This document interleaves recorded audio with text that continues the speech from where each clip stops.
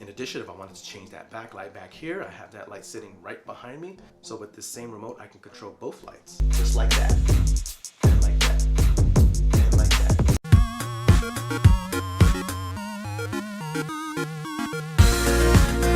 What up, techies and gamers? It's your boy Jermaine back with another video. And in this video, we're going to talk about how I took my old gaming recording and streaming from this over to this here. And in this video, I'm going to show you exactly how I did it and what hardware I went and bought to do it and how I did it kind of on a somewhat of a budget, right?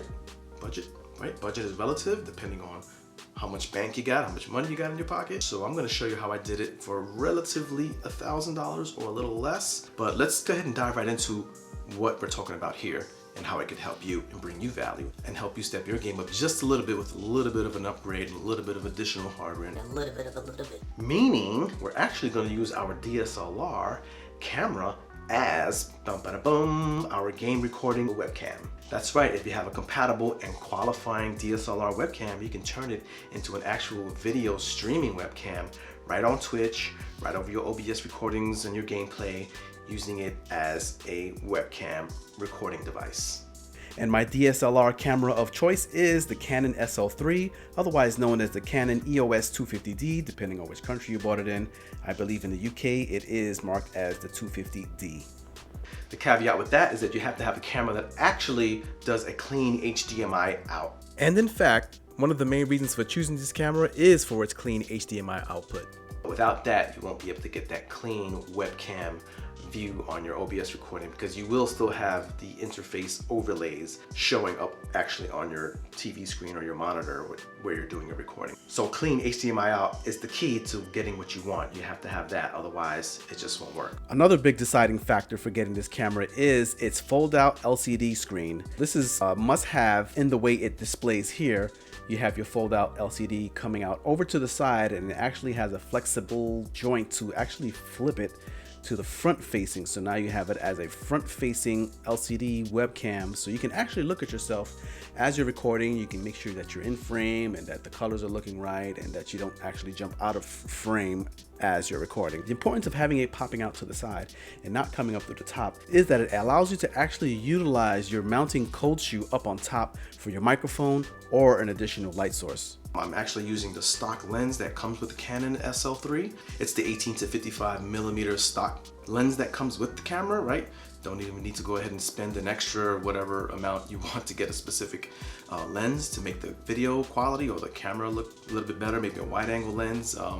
You know, they can run up anywhere between $150 to thousands of dollars. So okay, so now with the camera out the way, let's go ahead and talk about how we're actually going to capture our video feed from our camera to our PC. And I am using a very low budget video capture card, as you can see here. You look at the image, it's actually even inverted. I don't know how they managed to do that, but all right. But as you can see, using this budget video capture card, I can actually get some very fantastic results.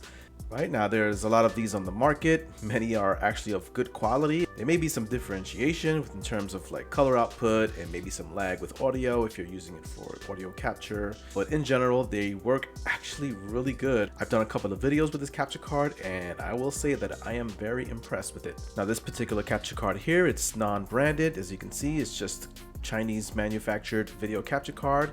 It can actually capture 1080p at 60 FPS.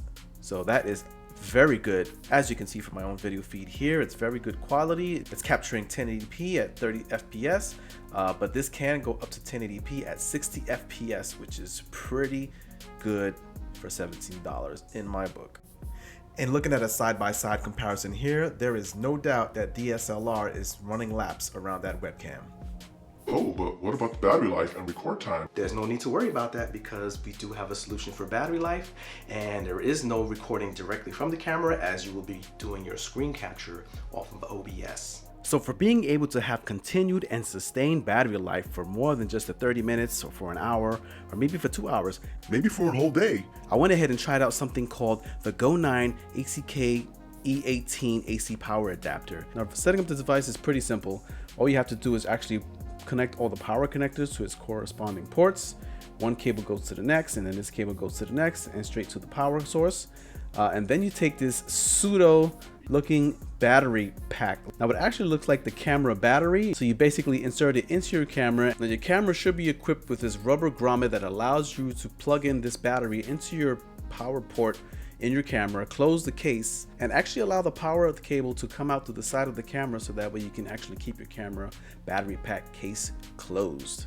And once you're all connected up that way and connected to power source, you can plug it in and you are powered for hours. Now, the important thing to know about getting a power adapter for your DSLR camera is to make sure that it is definitely compatible with your camera. Along with the camera, I also have some decent lighting set up here. I have some RGB lights going on in the background, right? You see two lights up in the shelf there, and there's like one over behind me on the floor, which is actually casting this purple lighting you see coming up back here.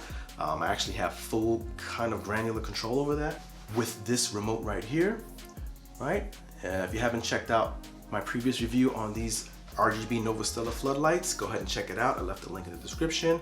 But basically, I can use this remote to control the lights and even the fill light here on my right with the flick of a button. And I can even strobe out if I wanted to strobe. And since we're on the topic of LED lights, you're probably wondering, what is this cool little light I have standing on top of my camera? And that light would be the VGIM VL120 LED. It's actually a very cool LED light you can mount on top of your camera via the cold shoe. Now this light is cool because it has multiple filters to actually change the colors of your lights. It comes with this rubberized latex softbox, which acts as a diffuser, and this is where you actually insert your color films to change the color tones of your light. It actually has controls for controlling the color temperature as well as the brightness on the side. You have the on and off switch, of course, and one of the cool things is that it actually has a Type-C USB charging port. It also has a battery indicator to tell you where your battery source is at. With a 3100 milliamp, the battery can last up to 150 minutes at maximum brightness. And last but not least, for microphone, I use the popular Takstar SGC 598. It's actually a pretty good mic. I'm using it right now at close range for this specific recording. And as you can see, the quality is fairly decent for a very low budget mic. As you can see here, it's about $31. At the time, I bought it for about $30. Quite a steal for a decent mic. The only drawback I will say is that the audio cable is integrated, so you can't really replace this. You know, it's non-replaceable. So if that cable goes bad, your mic is bad. Essentially, you'll have to get a whole new mic. Thank goodness it's not that expensive, so getting a replacement isn't too bad. The other downside is that the shoe itself is not interchangeable. So whatever it comes with, which is the cold shoe mount, you can't get that replaced. So if that breaks and goes bad, well then you just can't mount your mic. Your mic still works, but you can't mount it. But other than that, it's a fairly decent shotgun mic. Does a good job at noise cancellation. So if sounds are coming from behind it and towards the right or left sides from behind, it does a good job at canceling those sounds out. Another upside to this is that it only uses one AA battery, and it can go a long time. You just got to be sure to hit that power off switch. And for gameplay, I was able to mount this microphone on a tripod and put it close enough to me so that I can capture my audio with decent quality. All right, and that's all there is to it. And just like that, you can upgrade and up-level your video game recording as well as your live streaming with the DSLR camera and all of the equipment that I just showed you, including the lighting, utilizing OBS, screen capture, as well as, of course, you need it to be on your PC. All right, I hope this brought you some value. I hope it's able to get you to the next level of your game recording and streaming. And if you learned a trick or two, go ahead and give it a like, subscribe, and if you want to learn some more tricks, hit that bell notification. I'll give you the tricks immediately and pop up in your face and in your phone and in your house when I produce my next new video. Thanks for watching. See you next time. Doobie. I knew I was gonna Doobie Gaming. What this? At least this not this is this. But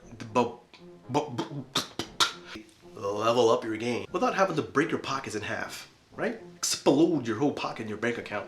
Because I know I was